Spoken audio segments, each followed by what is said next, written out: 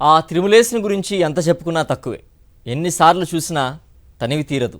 మళ్ళీ మళ్ళీ స్వామివారిని చూసి తరించాలనుకునే భక్తులతో ఆ ఏడుకొండలు ఎప్పుడూ నిత్య కళ్యాణం పచ్చతోరణంగా భాసిల్లుతోంది. అటువంటి అఖిలాండ కోటి బ్రహ్మాండ నాయకుడికి నిత్య వారపు సేవలు అనేకం జరుగుతూ ఉంటాయి. అలాంటి వాటిల్లో ప్రముఖమైంది శుక్రవారం. ఈ రోజునే స్వామివారికి ఎందుకు అభిషేకం నిర్వహిస్తారు, అసలు అందులోని ప్రత్యేకత ఏంటి, ఆ విశేషాల గురించి తెలుసుకుందాం. ఆ వెంకటనాథునికి ప్రతిరోజు సేవలు ఉత్సవాలు జరుగుతుంటాయి. స్వామివారికి జరిగే సేవల్లో శుక్రవారం జరిగే అభిషేకానికి ఓ ప్రత్యేకత ఉంది. ఈ రోజునే స్వామివారికి ఎందుకు అభిషేకం చేస్తారో అర్చకుల మాటల్లోనే తెలుసుకుందాం. శ్రీ మహావిష్ణు వైకుంఠం నుంచి తిరుమల క్షేత్రంలో శాలిగ్రామ శిలా స్వరూపంగా ఆవిర్భవించారు. అట్లా ఆవిర్భవించిన అర్చావతార స్వరూపమైనటువంటి శ్రీ వెంకటేశ్వర స్వామివారి దివ్య విగ్రహం గర్భాలయంలో వేంచేసి ఉన్నారు.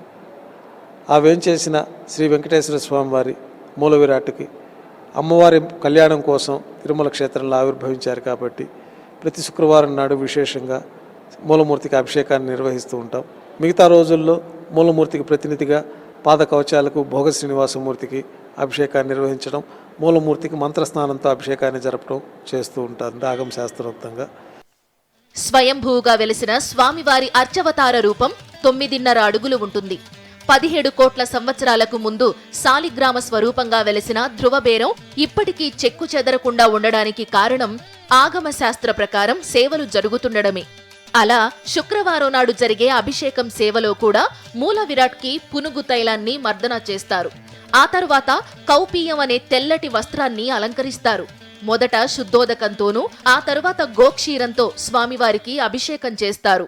ఈ అభిషేక సమయంలో స్వామివారిపై స్వయం వ్యక్తంగా వెలిసిన కిరీటం, మకర కుండలాలు, కంఠాభరణం, భుజకీర్తులు వంటివి చూసే భాగ్యం కలుగుతుంది.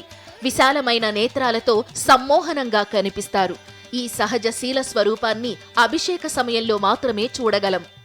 విశేష సందర్భాల్లో జరిగే ఈ అభిషేకాన్ని భగవద్ రామానుజుల వారు శ్రీ స్వామివారి వక్షస్థలంలో బంగారు అలిమేలుమంగ ప్రతిమను అలంకరింపజేసిన శుక్రవారం మొదలుగా ప్రతి శుక్రవారం నాడు ఈ అభిషేకం జరిగేలా ఏర్పాటు చేశారట. పాలాభిషేకం తరువాత ఆ జిడ్డును తొలగించడానికి చందనం, పచ్చకర్పూరం, కుంకుమ పూలు కలిపిన పరిమళం అనే దివ్య సుగంధ పదార్థంతో స్వామివారి దేహానికి మర్దన చేస్తారు. తరువాత మళ్లీ శుద్ధోదకంతో స్నానం చేయిస్తారు. అనంతరం స్వామివారికి కుడివైపున వక్షస్థలంలో ఉన్న శ్రీ మహాలక్ష్మికి గోక్షీరం, పసుపుతోనూ అభిషేకం నిర్వహిస్తారు. అభిషేకం పూర్తయిన తరువాత స్వామివారికి ఏకాంతంగా అలంకరణ జరుగుతుంది. మేల్చాటనే 24 మూరల పట్టు ధోవతితో పాటు 12 మూరల పట్టు ఉత్తరీయాన్ని మూల విరాట్కి అలంకరిస్తారు. ఆ తరువాత శిరస్సుకు శిరోవస్త్రాన్ని అలంకరించిన తరువాత శ్రీవారి ముఖబింబానికి పచ్చకర్పూరంతో పల్చగా నీర్కోపు తిరుమానియాన్ని అలంకరిస్తారు. దీంతో స్వామివారికి అభిషేక కార్యక్రమం పూర్తవుతుంది. ఈ అభిషేక కైంకర్యం సుమారు గంట సేపు వైభవంగా పంచసూక్త పారాయణ నడుమ వైభవంగా నిర్వహించబడుతుంది. ప్రతి శుక్రవారం స్వామివారి అభిషేక సేవ కోసం 1200 లీటర్ల ఆవు పాలను వాడతారు. ఇందులో 240 లీటర్ల పాలను కేవలం మూల విరాట్కి మాత్రమే ఉపయోగిస్తారు. దేశీ ఆవుల పాలను మాత్రమే స్వామివారి సేవకు ఉపయోగిస్తారు. మూల విరాట్కి ఇన్ని ప్రత్యేక వస్తువులతో అభిషేకం చేస్తుండడం వల్లే వేల సంవత్సరాలుగా స్వామివారి అర్చవతార రూపం చెక్కు చెదరకుండా ఉందని అర్చకులు చెబుతారు. స్వామివారి సేవకు వాడే ఈ గోక్షీరాన్ని ఎక్కడి నుంచి తెస్తారు? ప్రతిరోజు ఇన్ని వందల లీటర్ల ఆవు పాలు, వెన్న ఎలా వస్తాయి? ఎలాంటి గోవుల పాలను మాత్రమే స్వామివారి సేవలో వినియోగిస్తారు? ఈ వివరాలు మీకోసం.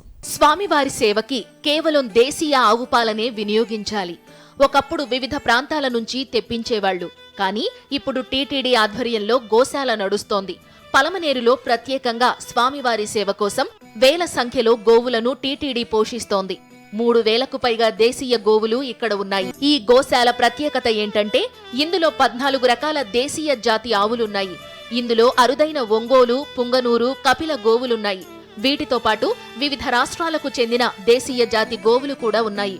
ప్రపంచంలో ఎక్కడా లేని విధంగా ఒకే చోట ఇన్ని జాతుల ఆవులు ఉండటం విశేషం. ఎందుకంటే ఈ భూగోళంలోని అరుదైనవన్నీ ఆ స్వామి సొంతం కాబట్టి.